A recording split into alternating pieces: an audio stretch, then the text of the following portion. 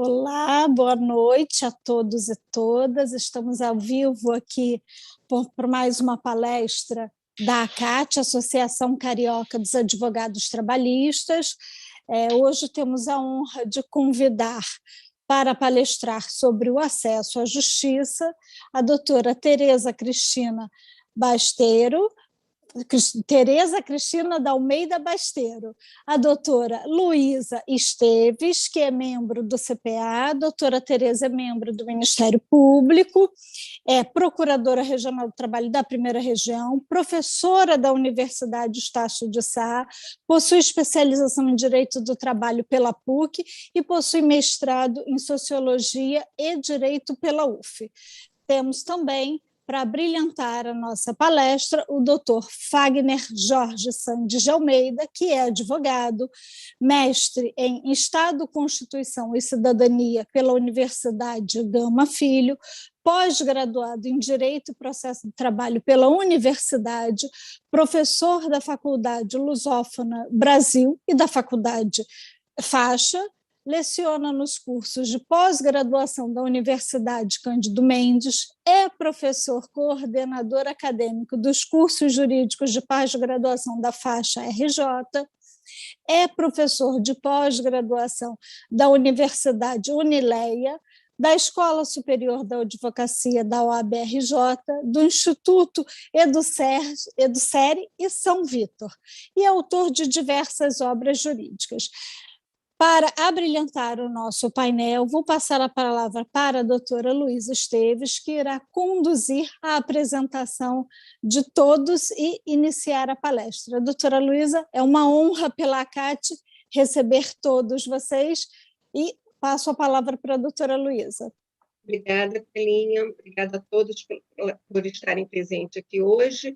Eu gostaria de chamar a doutora Tereza para nos falar um pouco sobre a gratuidade de justiça dentro do direito do trabalho. Boa noite, doutora Tereza. Boa noite a todos e todas. O cumprimento do doutor Fagner Sandes, advogado e professor, a doutora Isabel Belinha, advogada e procuradora da ACAT, e a doutora Luísa Esteves, advogada e membro do CPA.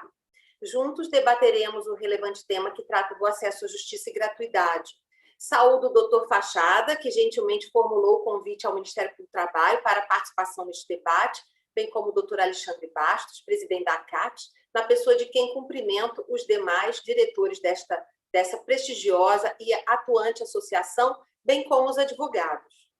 O acesso à justiça foi alçado a princípio constitucional e garantia fundamental pela Constituição da República de 1988, no artigo 5º, 35, ao afirmar que a lei não excluirá da apreciação do Poder Judiciário lesão ou ameaça a direito. O acesso à justiça, no aspecto relacionado à gratuidade, traduz-se em direito fundamental aos despossuídos de condições econômicas para buscar, junto ao Poder Judiciário, a solução de controvérsia decorrente de violação a direito subjetivo, através do ajuizamento de ações ou defendendo-se nelas. Deve-se destacar o significado que a doutrina empresta ao conceito de acesso à justiça, como acesso à ordem jurídica justa. Colaboram, neste sentido, os princípios da oralidade, celeridade, economia processual e instrumentalidade dos atos processuais que informam o direito processual do trabalho. Antes de 88, a Carta de 67, com a emenda constitucional número 1 de 69, dispunha sobre o tema, mas de uma forma bastante mais restrita, no artigo 153, parágrafo 4º, para assegurar que a lei não excluiria da apreciação do Poder Judiciário qualquer lesão de direito individual. Então, houve um ganho com a Carta de 88, atribuindo-se ao acesso à justiça a condição de garantia ou direito fundamental para a tutela de direitos individuais ou coletivos. Por sua vez, segundo a Lei 1060 de 50, que estabelecia normas para a concessão de assistência judiciária aos necessitados, os advogados sempre desempenharam relevante papel na ausência de assistência judiciária mantida pelo Estado. Os benefícios da assistência judiciária compreendem todos os atos do processo até a decisão final do litígio em todas as instâncias. Na Justiça do Trabalho, a assistência judiciária, que se refere à Lei 1060 de 50, é prestada pelo sindicato da categoria profissional a que pertenceu o trabalhador, conforme estabelecido na Lei 5584 de 70, especialmente no artigo 14, parágrafo 1º. A Constituição Federal buscou assegurar o amplo acesso à justiça, conforme dispõe o inciso 74 do artigo 5º, dispondo que o Estado prestará assistência jurídica integral e gratuita aos que comprovarem insuficiência de recursos, alçando a função essencial à justiça à Defensoria Pública, como expressão e instrumento do regime democrático, promovendo orientação jurídica, os direitos humanos e a defesa em todos os graus, judicial e extrajudicial, dos direitos individuais e coletivos, de forma integral e gratuita aos necessitados.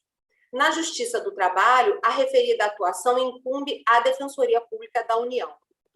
Relevante mencionar ainda o ius postulandi, ou seja, a atribuição de capacidade postulatória às partes nas lides trabalhistas, nos termos do artigo 791 da CLT,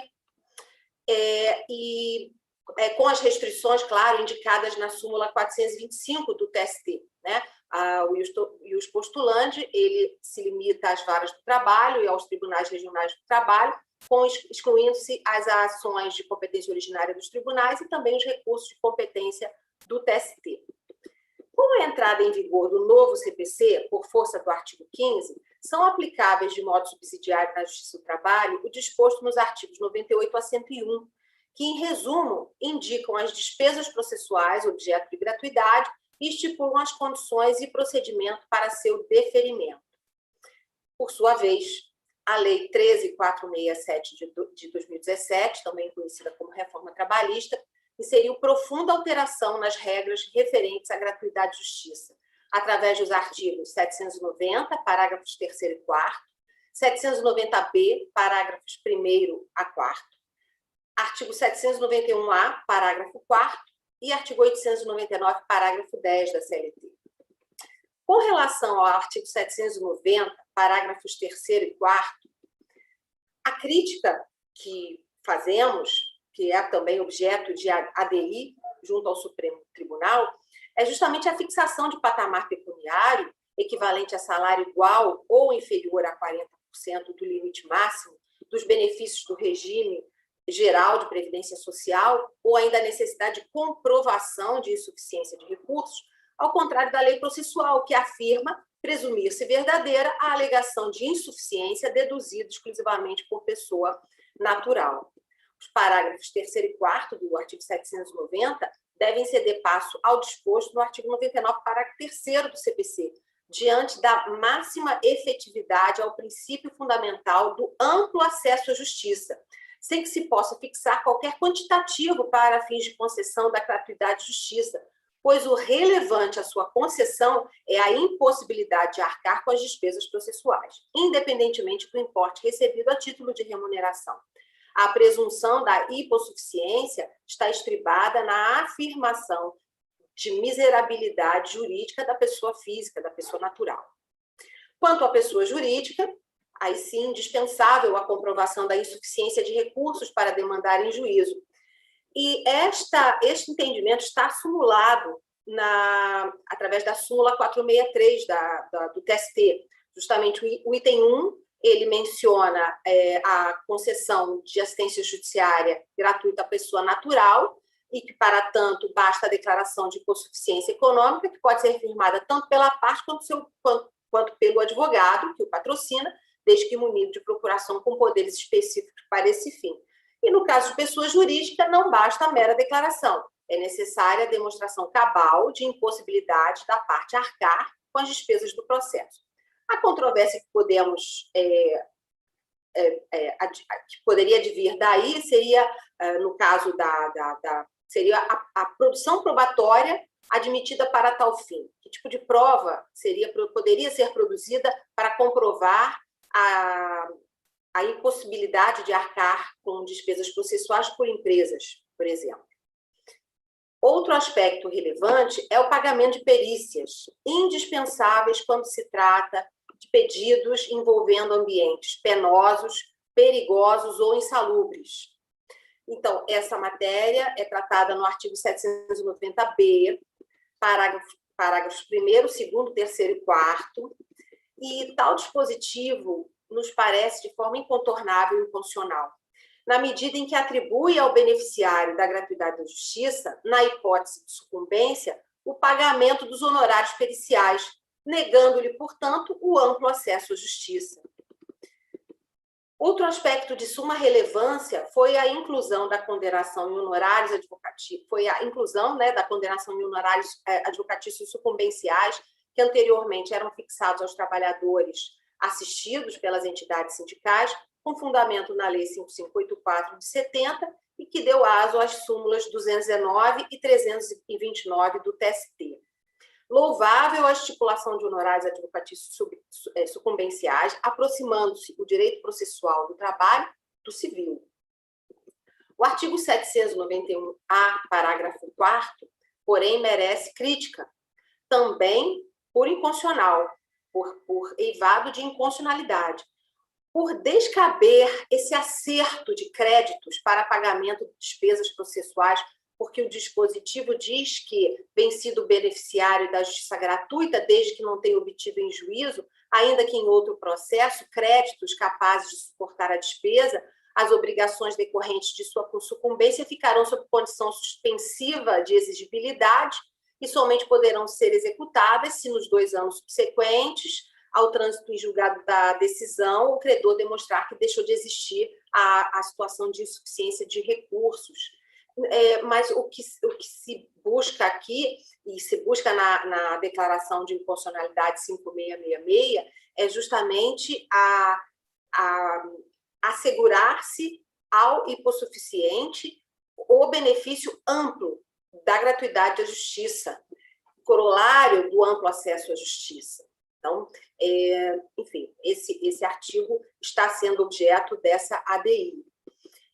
Também foi inserido o parágrafo 10 no artigo 899, que dispõe, que no caso esclareceu, que são isentos do depósito recursal os beneficiários da justiça gratuita, as entidades filantrópicas e as empresas em recuperação judicial.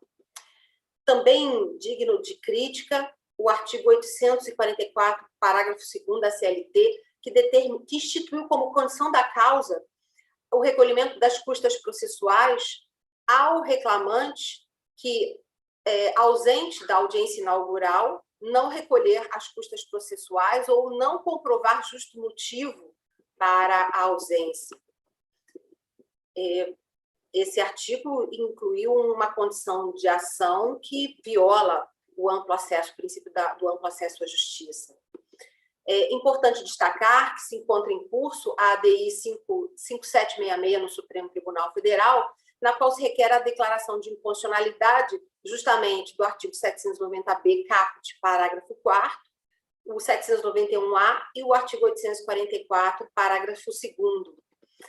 Bem, na sessão plenária, no dia plenário, Tribunal Plenário do Supremo Tribunal Federal, em 10 de maio de 2018, o ministro Roberto Barroso, que é o relator dessa ADI, ele votou, julgando parcialmente procedente a ação direta de inconstitucionalidade, mas, de uma certa forma, mitigando o acesso, o princípio constitucional do acesso à justiça, fixando algumas teses a respeito desses dispositivos que são objeto dessa ADI.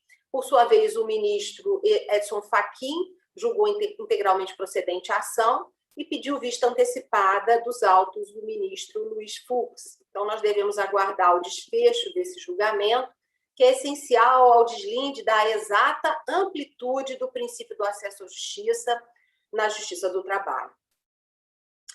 Com relação ao tema da gratuidade de justiça e ações coletivas, é um tema bastante relevante, porque nas ações de natureza coletiva, ações civis públicas, ações civis coletivas, ações de cumprimento, cuja controvérsia envolva a tutela de direitos ou interesses difusos coletivos e individuais homogêneos, vige o princípio da gratuidade, nos termos do artigo 87 da Lei 8.078 de 90, que é o Código de Defesa do Consumidor, e artigo 18 da Lei 7345 de 85, que é a Lei da Ação Civil Pública.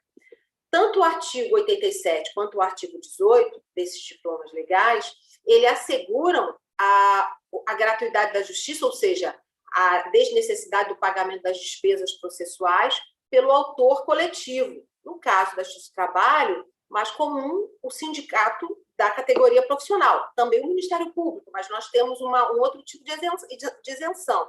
Mas os sindicatos, ao ajuizarem as ações de natureza coletiva, não serão condenados nas despesas processuais, salvo comprovada a má-fé.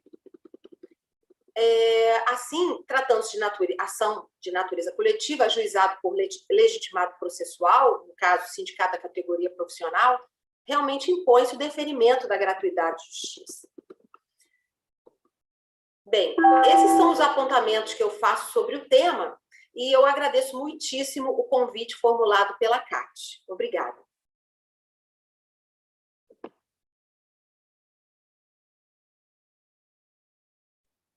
Luísa, quer falar alguma coisa? Ou eu posso já iniciar a minha explanação?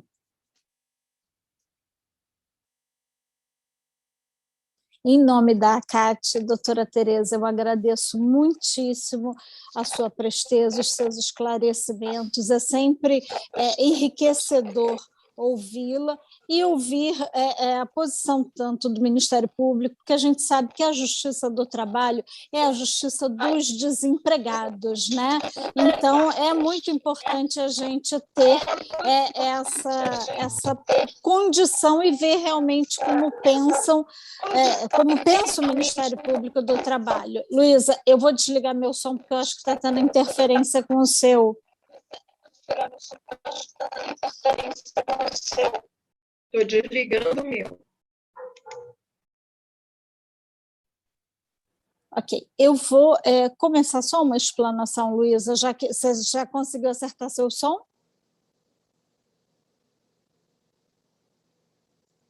Bom, já? Ótimo.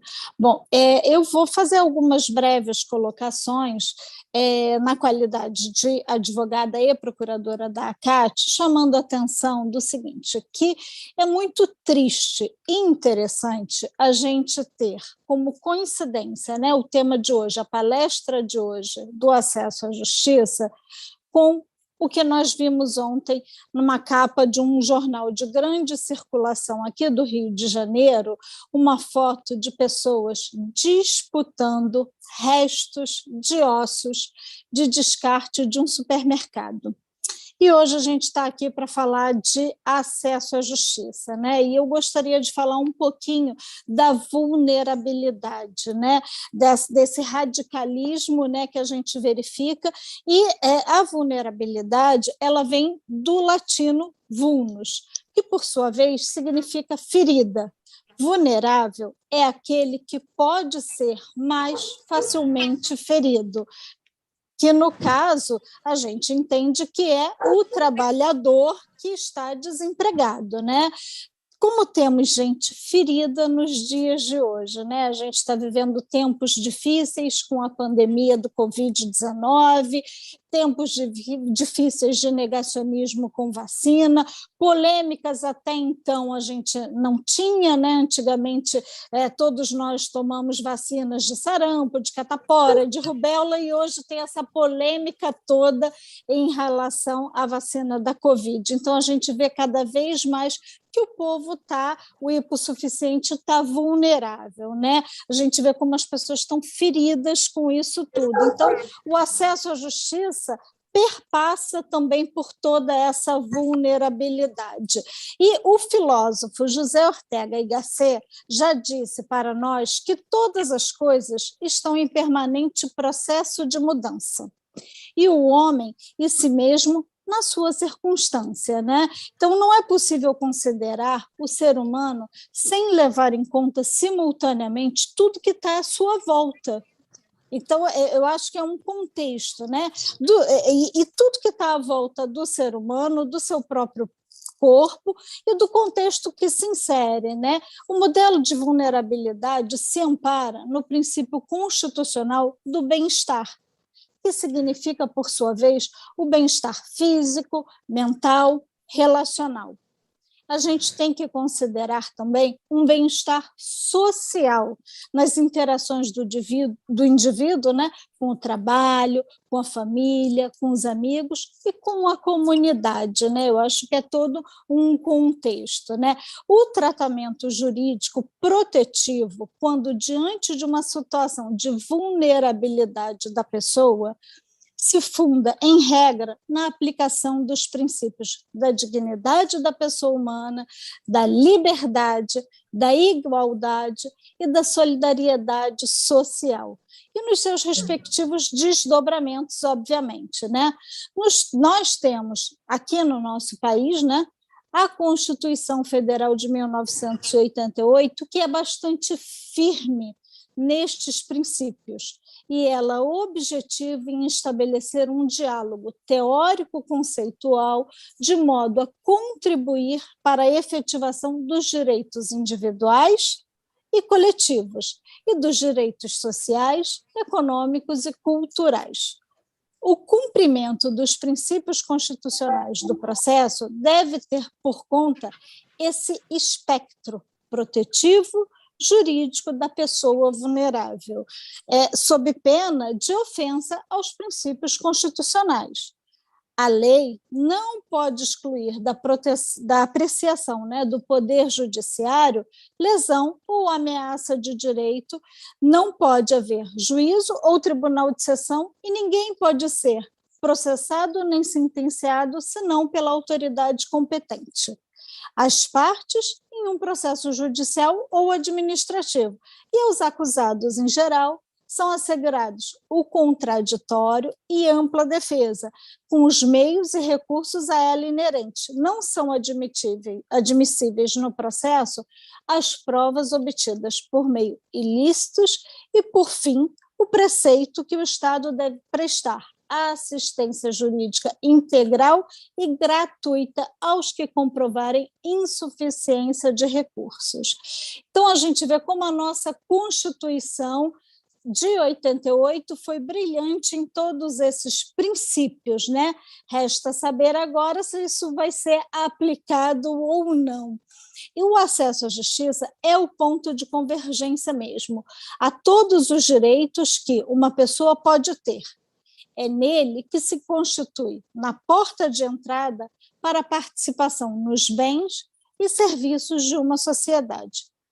Toda e qualquer iniciativa que objetive o combate à exclusão vai estar fadada ao insucesso, né? A gente vê isso muito, né, atualmente, né, que tem, infelizmente, um processo de exclusão de muitas pessoas, né? A gente vê como tem aumentado muito, obviamente não é o tema da nossa palestra, mas a gente vê muita exclusão, muito racismo, muita segregação, né? E, infelizmente, é o que a gente tem visto atualmente, né? Tempos difíceis, um discurso de ódio muito latente, né? Então, a gente vê que tudo isso que é de exclusão vai ser fadado ao insucesso, se não levar em conta as garantias e os direitos individuais e coletivos. É impossível uma real inclusão se de fato não houver condições efetivas de acesso à justiça. Sem direito de recorrer à justiça, todos os demais direitos são letras mortas. As garantias idealizadas e sem a possibilidade de concretização, né? Então, é natural que todos os direitos importam, então a gente tem que levar em consideração isso.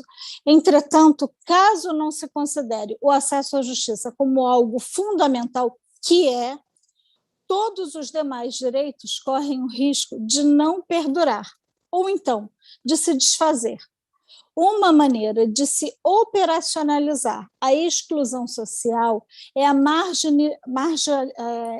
marginalizar, né, determinado indivíduo ou determinado segmento social em relação aos benefícios gerados pelo desenvolvimento. Transformar esses indivíduos em participantes da sociedade implica seu reconhecimento como sujeitos de direitos e com possibilidades efetivas de reclamá-los, caso esses direitos sejam desrespeitados, obviamente, né?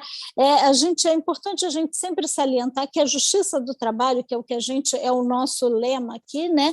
A justiça do trabalho realmente é a justiça dos desempregados. Então, por mais que a Lei 13.467 tenha imposto, né, várias condições, e aí eu entendo que ela tem dois requisitos objetivos, né, que é a condição de receber até um determinado valor do teto da Previdência Social, ela tem dois requisitos, mas a gente também tem que olhar que quem procura a justiça do trabalho, em regra, é desempregado, né? Então, eu acho que a gente tem que levar em consideração certas coisas, principalmente a magistratura, na aplicação disso. Então, é interessante sempre lembrar que o acesso à justiça tem um significado muito mais amplo que o acesso ao judiciário, né? Então, por exemplo, o ius postulandi e a atermação na justiça do trabalho são indubitavelmente fórmulas eficientes de acesso ao judiciário,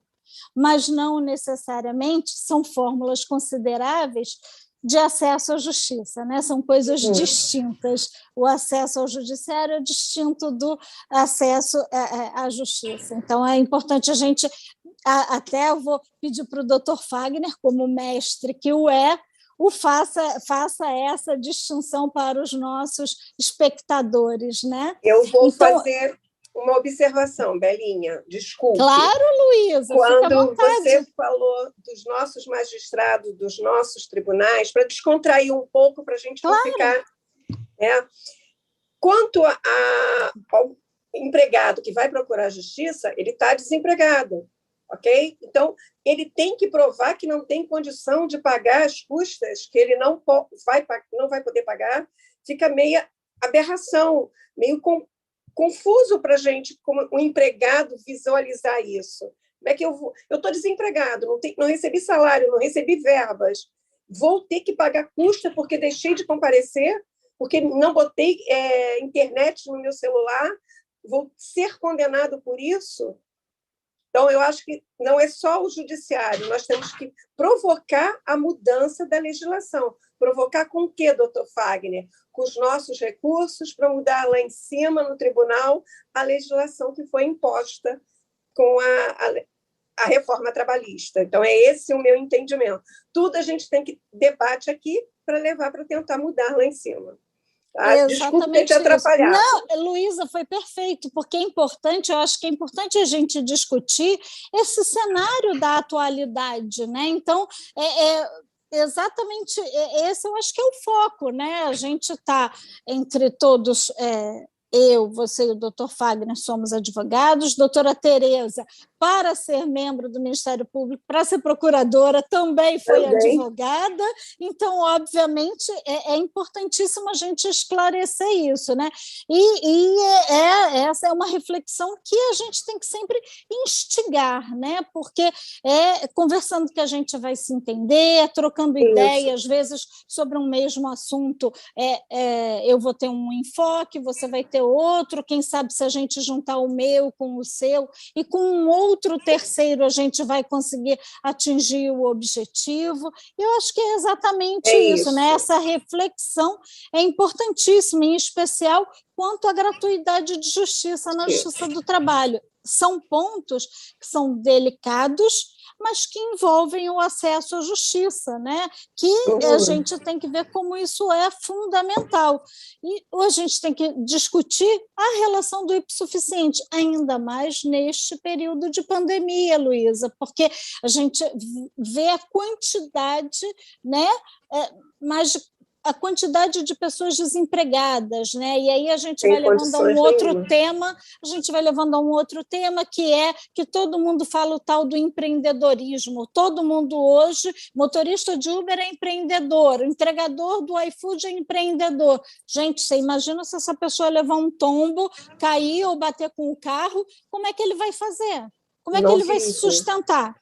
Então, a gente é por isso que eu comecei falando da tristeza da capa do jornal de ontem, da gente ver pessoas disputando ossos. É o preço do gás de cozinha, enfim, embora a gente não queira falar de política, e não estamos falando de política, a gente está falando exatamente do acesso à justiça, mas é exatamente como a quantidade de pessoas que estão morando na rua porque não tem dinheiro para se sustentar. Então, é muito além, o acesso à justiça é muito além do tema só isso, né? A gente tem que olhar com uma visão ampla, né? Então, para isso, para falar sobre essa gratuidade de justiça, esse acesso à justiça que muitas vezes a gente vê mitigado, que então já me estendi bastante, eu vou passar a palavra para o doutor Fagner, porque eu adoro falar, entendeu? Então, se depender de mim, eu vou que vou. Vamos esticar a noite. Né? Luísa me conhece, sabe que eu gosto de falar, né? Então, enfim, eu brinco. Olha, doutora Tereza e doutor Fagner, eu tenho um carinho muito grande pela doutora Luísa e de muitos anos, né? De longa data. Eu brinco para ela, eu falo que ela é tão linda que quando eu crescer eu quero ser igual a ela. Entendeu? Olha, esse pode. Enfim, mas o doutor Fagner eu já ocupei muito, já falei bastante, mas eu acho que assim, é uma reflexão que todos nós temos que ter, é trocar essas ideias para que a gente possa permitir que todos tenham um acesso constitucional, quer dizer, constitucionalmente garantido, né, tenham acesso à justiça. Doutor Fagner Sandes, a palavra é sua.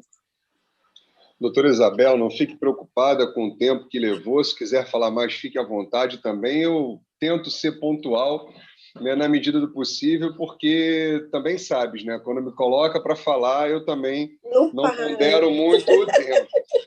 Mas, de toda sorte, eu fiquei praticamente sem objeto de fala depois da belíssima explanação da professora Tereza Cristina, a quem eu tenho muito apreço e consideração, agradeço, né, por participar conosco aqui, é um prazer, na verdade é um privilégio, e mais privilegiado e lisonjeado ainda fico pelo convite vindo da CAT, dos meus nobres amigos Luísa, Isabel e Fachada, a quem também aqui eu presto as homenagens de estilo.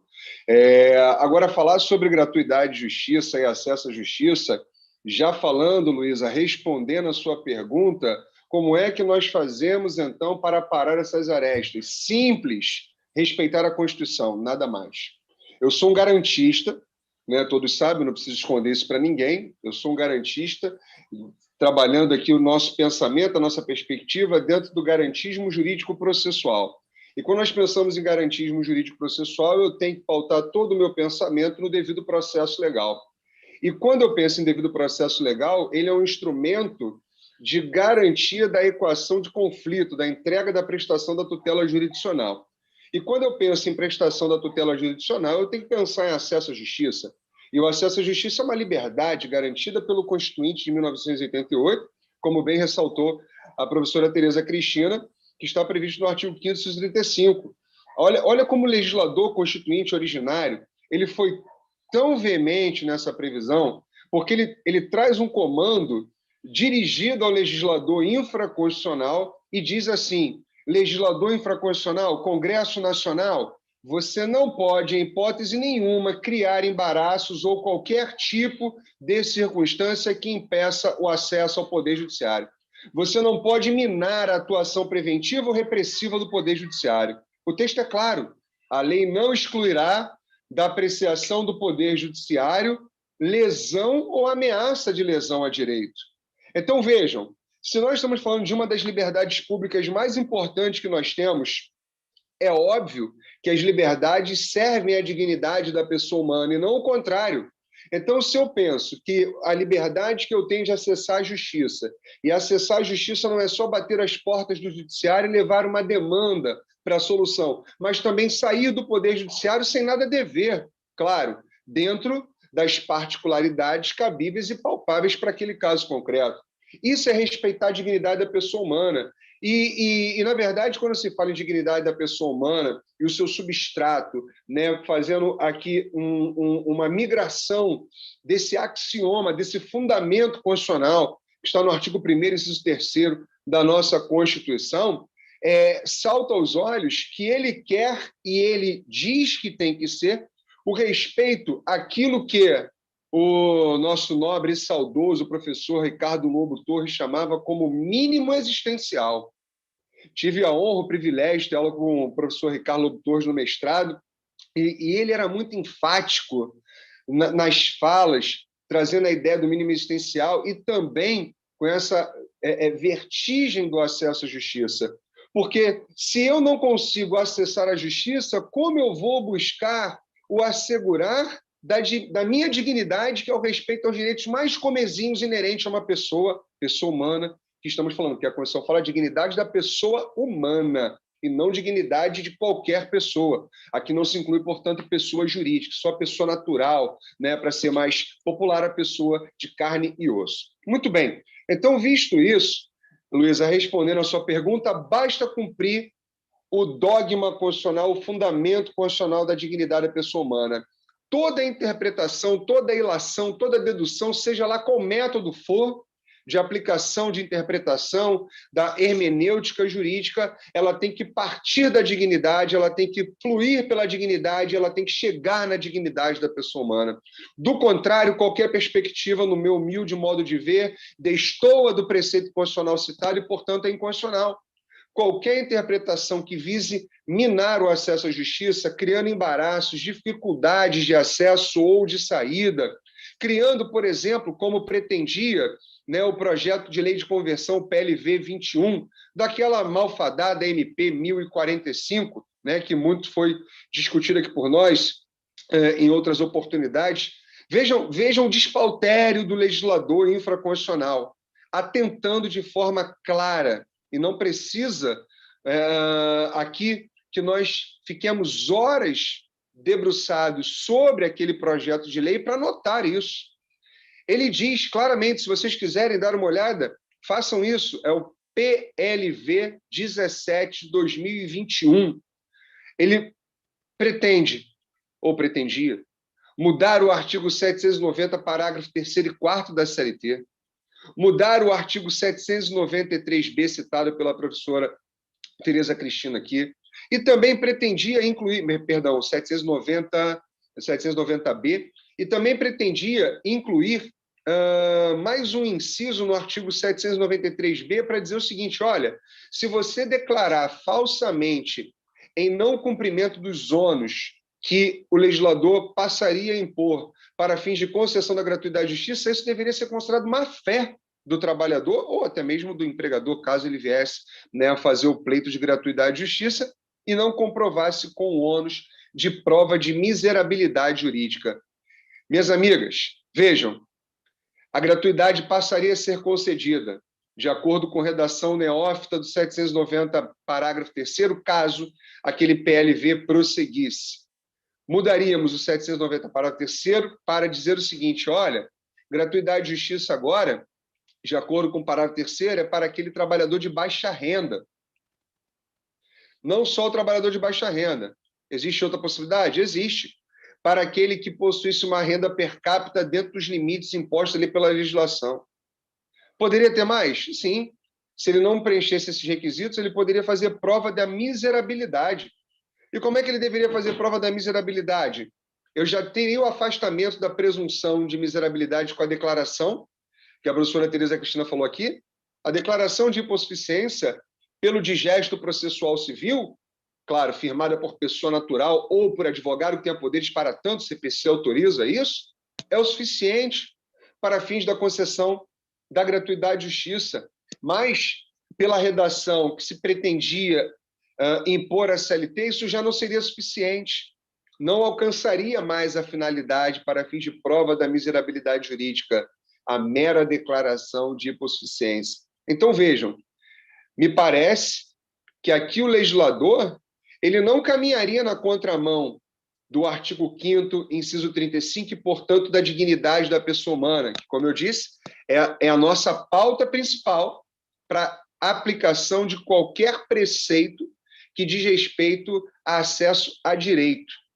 Ora, se o legislador ele cria circunstâncias mais gravosas e mais dificultosas para que eu possa acessar o Poder Judiciário, eu acho que é indubitável concluir de que, de fato, estaria a se violar o artigo 5º, inciso 35 da Constituição, já que a lei não excluirá da apreciação do Poder Judiciário lesão ou ameaça de lesão a direito. Mas aí há quem diga, mas, Fagner, não haveria uma exclusão, não haveria um impedimento de acesso ao Poder Judiciário, mas sim critérios objetivos, embora robustos, para que a gratuidade fosse concedida.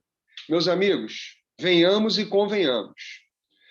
Hoje eu tenho uma matéria sendo julgada pelo mesmo órgão jurisdicional de 10 formas diferentes.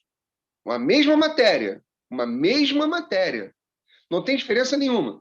Sendo julgada pelo mesmo órgão jurisdicional de formas diferentes. Imaginem a interpretação que iria advir nos mais variados órgãos de primeira instância no Poder Judiciário acerca dos preceptivos legais que criassem esse tamanho cenário interpretativo.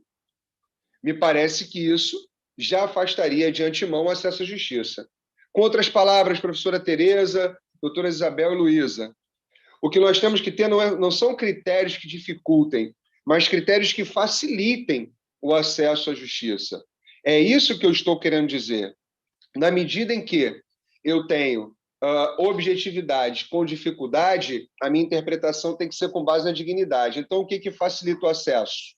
É excluir aquilo que geraria, portanto, para o próprio trabalhador, um pensamento recrudescido por lei de não buscar o judiciário, porque ele poderia correr o risco, ainda que latente, provável, de ser condenado a pagar eventuais despesas processuais, porque ele não teria a gratuidade de justiça deferida.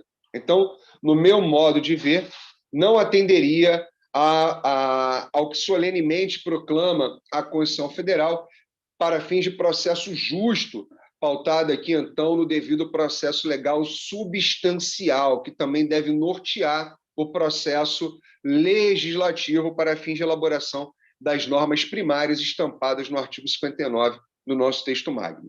Bom, esse é um primeiro panorama.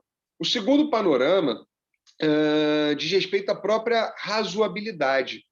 Seria razoável criarmos circunstâncias impeditivas, ou talvez não impeditivas, mas em grau de dificuldade elevado, como, por exemplo, um trabalhador que é demitido, sem nada a receber, procura o escritório da doutora Isabel, da doutora Luísa, e dizem assim, doutora, eu trabalhei durante 10 anos naquela empresa, nunca tive minha CTPS anotada, meus direitos foram vulnerados, eu saí, na verdade, com uma mão na frente e outra atrás.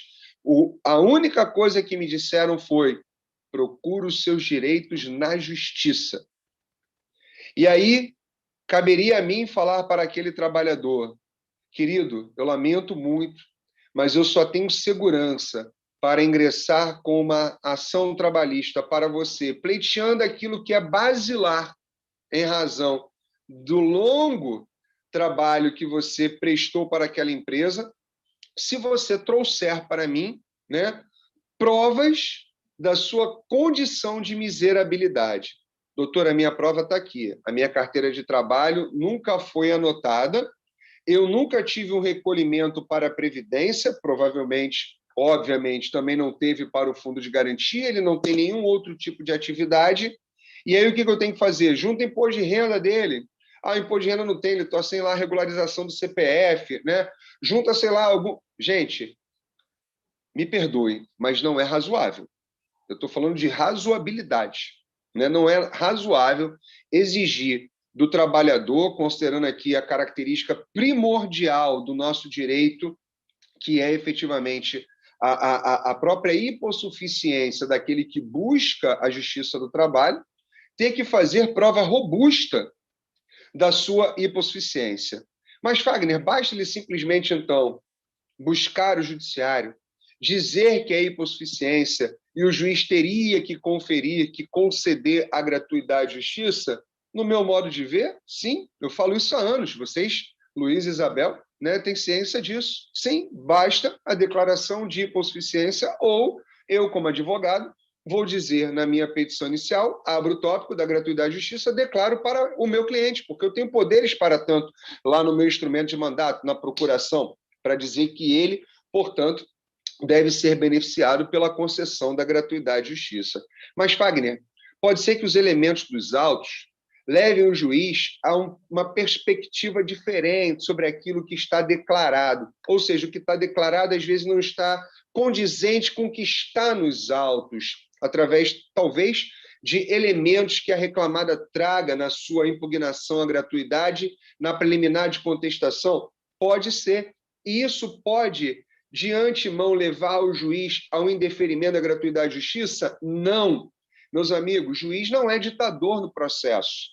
O juiz é diretor do processo. É diferente. O artigo 765 da CLT ele tem que ser interpretado à luz da Constituição de 88. Ele é um dispositivo original da Constituição da CLT de 1943. E 1943 é diferente de 2021.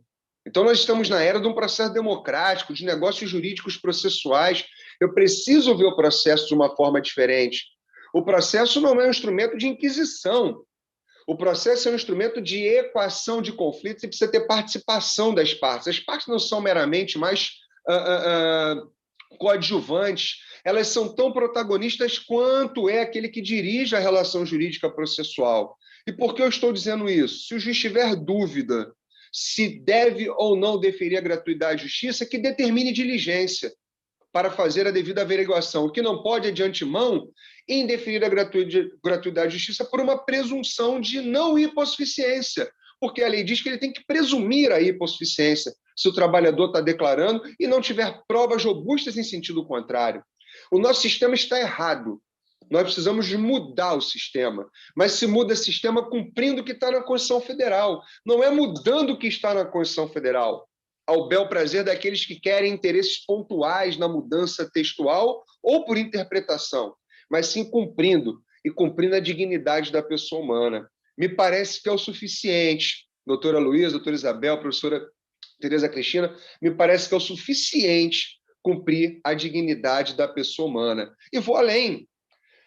A declaração de hipossuficiência, ela, além de estar autorizada pelo Código de Processo Civil, e aqui eu não vou fazer mais nenhuma digressão histórica, já foi muito bem feito pela professora Tereza Cristina, agradeço mais uma vez por isso, mas é importante destacar que a súmula 463 do TST ela é anterior à reforma trabalhista, tá? Ela é posterior, ela teve uma alteração após o advento do CPC de 2015, mas ela é anterior à reforma trabalhista. E o que acontece? Muitos magistrados, infelizmente, aqui, né, eu digo de uma maneira assim bem veemente, infelizmente, aplicam a reforma trabalhista em detrimento da súmula 463. Ou seja, consideram o seguinte: se o trabalhador ele recebe mais do que 40% do teto da Previdência Social, ele tem que comprovar cabalmente a sua condição de miserabilidade. Se ele não o fizer, o juiz vai indeferir a gratuidade. Não suscita aquela dúvida que eu falei anteriormente. Ele não suscita. Como o CPC ordena na dúvida, traga ali algum tipo de documentação para afastar e aparar aquela aresta que talvez esteja ali, né, criando algum tipo de impedimento para que o juízo conceda a gratuidade. De toda sorte, no meu modo de ver, vejo que a súmula 463 ela não confronta com a reforma. Pelo contrário. Porque, vejam, se o CPC diz que a mera declaração assinada por uma pessoa natural faz prova da miserabilidade, e o parágrafo 4º do artigo 790 diz que a gratuidade será concedida à parte que comprovar a miserabilidade, ora, me parece que elas estão andando de mãos dadas e não conflitando entre si. Porque se a declaração é prova segundo o CPC, e aqui eu posso aplicar o CPC de forma o quê? Subsidiária. Porque a CLT não fala o que é prova da miserabilidade, o CPC fala. Então, eu tenho o diálogo entre os artigos 769 da CLT e o artigo 15 do Código de Processo Civil para aplicar, portanto, esse dispositivo do CPC, que diz que a declaração é prova de miserabilidade, se não houver nada em sentido contrário. Então, parece que eu consigo, sim, fazer a devida harmonização entre esses dispositivos e com a mera declaração, e aqui mera não entendo no sentido pejorativo, né? Mera porque, na verdade, eu não preciso de mais nada além da declaração de hipossuficiência para fazer jus à gratuidade e justiça. Inclusive, algumas turmas do Tribunal Superior do Trabalho têm dito, ultimamente, vocês devem estar acompanhando, que mesmo com o advento da Lei 13.467, a súmula 463 continua, portanto, sendo aplicada nos domínios do processo do trabalho e a gratuidade e justiça, então, se impõe pela sua observância. Bom, acho que é isso, senão eu vou até meia-noite, 2h, né? Eu creio que já consegui satisfazer aqui o que me cabia dentro da minha fala. Falei rápido demais para não passar muito aí, não avançarmos além das 19 horas, mas estou aberto para qualquer consideração, dúvidas, perguntas ou até sugestões. Obrigado mais uma vez pela fala, pela oportunidade. Luísa, devolvo a palavra, minha amiga.